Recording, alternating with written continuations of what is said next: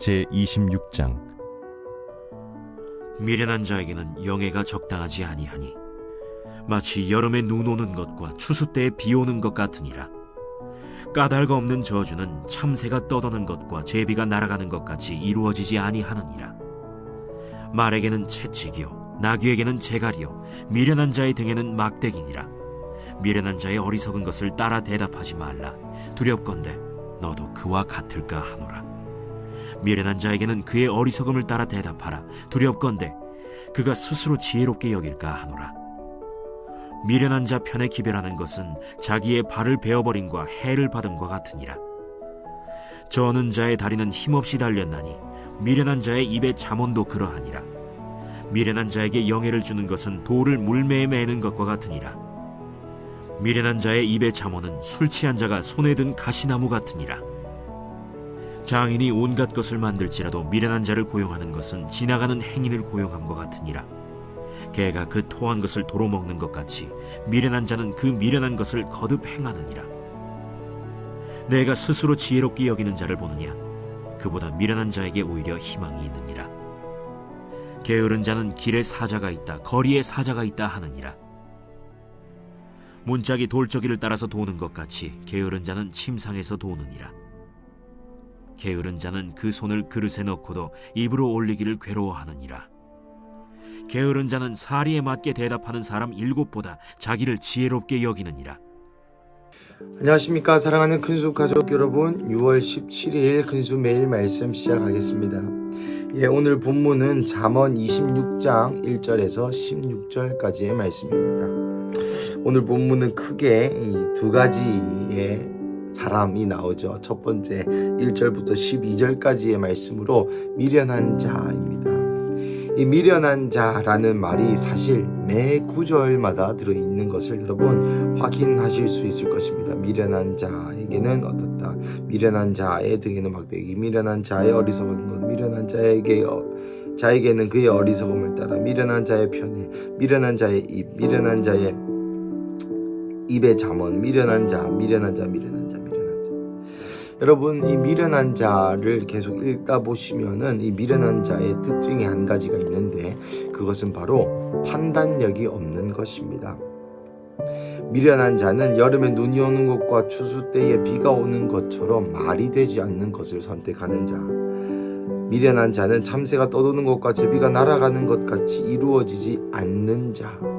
미련한 자는 어떤 선택의 기로 앞에서 어떤 판단력이 없이 바보 같은 선택, 좋지 않은 선택, 말이 안 되는 선택을 하는 자라고 요약할 수 있겠습니다.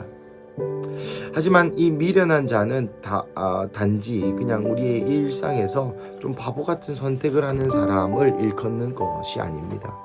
잠언이 얘기하는 이 미련한 자는 지혜가 없는 자이고, 그 지혜란 하나님의 말씀을 듣는 마음을 이야기합니다.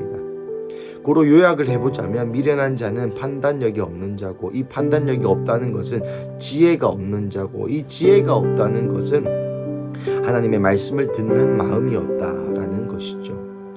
이것을 조금 더 쉽게 우리말로 풀어쓰자면 이 미련한 자는 하나님의 음성 없이 선택하고 하나님의 음성 없이 살아가는 자를 뜻합니다.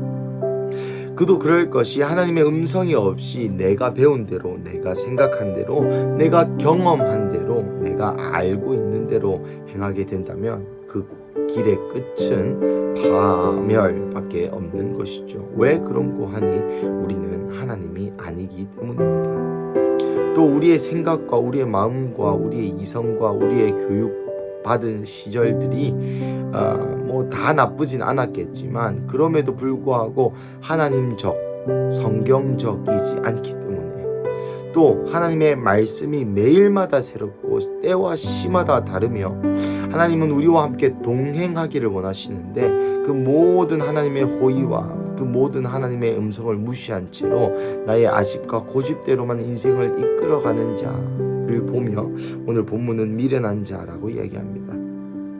그리고 두 번째 13절에서 16절까지의 말씀은 이 게으른 자에 대한 이야기가 나오죠. 여러분, 게으른 자의 특징에 대해서 한 가지 말씀드리자면, 이 게으른 자는 처벌이 있다는 것을 하나님 계속 말씀하고 계시는 것입니다. 사자가 있다. 거리에 사자가 있다. 침상에서 돌듯이 돈다. 손에 그릇을 넣고도 입에 올리기를 괴로워한다. 이 밥을 안 먹는다 이 말이죠. 사리에 맞게 대답하는 7보다 자기가 더 좋다고 한다. 이 게으른 사람은 자기가 잘난 사람입니다. 그리고 이 게으른 사람은 아까 말씀드렸다시피 하나님의 처벌이 꼭 있습니다. 여러분 생각해 보십시오. 악하고 게으른 종아. 이 게으르다와 악하다는 것은 성경에 자주 함께 쓰였습니다. 왜냐하면 게으른 것은 곧 악한 것이라는 것을 비약일 수 있겠으나 이 두 가지가 같이 쓰인다는 것은 게으르고 악하고 악함과 게으름과의 친밀한 연관성이 있기 때문이죠. 사랑하는 가족 여러분, 오늘 본문에서 말하고자 하는 것은 미련하고 게으른 자가 되지 말아라 라고 하는 1차적인 교훈이 있습니다. 우리는 미련하지 않아야 될 것입니다.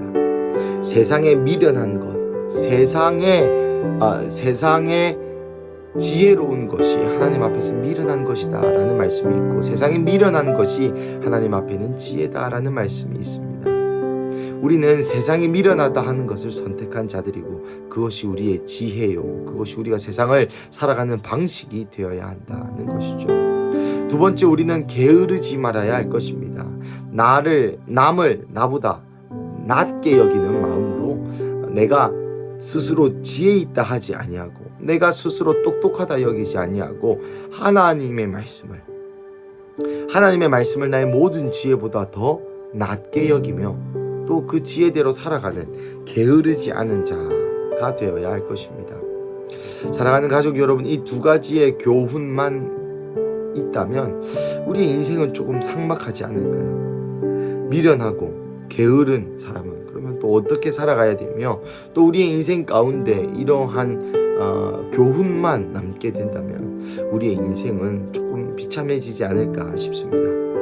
잠언서도 마찬가지고요, 시편도 마찬가지고요. 이러한 비참함 혹은 부정적인 이야기의 끝은 항상 예수님이 있다고 생각하시면 될 것입니다.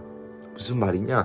우리는 미련하오나 하나님이 미련하지 않으시니, 우리의 선택은 미련하나 하나님의 선택은 지혜로우시니, 미련한 우리에게 지혜로울 수 있는 길을 허락하신 그 예수님을 오늘 우리의 삶 가운데 초청해야 한다는 것이죠. 우리의 본성은 게으르고 우리의 본성은 악하나 우리를 게으름에서 구원하실 수 있고, 사실 게으름은 교만과 같은 말입니다. 우리의 교만에서 구원해 주실 수 있고, 우리를 스스로 지혜 있다라고 착각하고 있는 이 착각 속에서 벗어나게 해주실 예수님의 지혜가 있다는 것이 오늘의 말씀의 결론이어야 한다고 저는 생각합니다. 그래서 사랑하는 가족 여러분, 오늘 하루 혹시 미련하고 게으른 삶을 살아오셨습니까? 저는 많은 시간 미련하고 게으른 것 같은 이 거룩한 찔림이 있습니다. 그럼에도 불구하고 우리 미련한 우리를 지혜로 구원하실, 게으른 우리를 지혜로 구원하실 예수님의 복음이 오늘도 우리에게 유효하며, 그래서 오늘도 하나님의 말씀을 듣는 겸손한 마음, 그리고 그 겸손한 마음으로 들은 그 말씀을 실천할 수 있는 믿음이 있으시기를, 또 그러한 삶의 실제가 있기를 주님의 이름으로 간절히 축복하고 또 축복합니다. 오늘도 승리하시는 하루 되시기를 주님의 이름으로 축복합니다. 함께 기도하시겠습니다.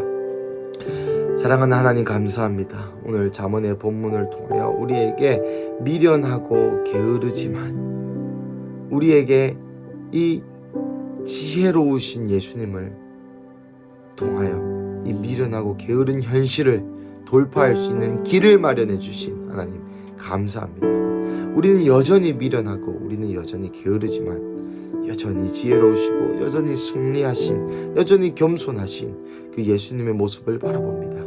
오늘 우리의 삶 가운데 말씀하시는 그 하나님의 말씀을 듣고 순종하고 믿음으로 반응하고 그 실제의 삶을 누리는 우리 근수 가족 한 명 한 명 되게 하여 주시옵소서. 주님 감사합니다. 이 모든 말씀 살아계신 예수님의 이름으로 기도합니다. 아멘.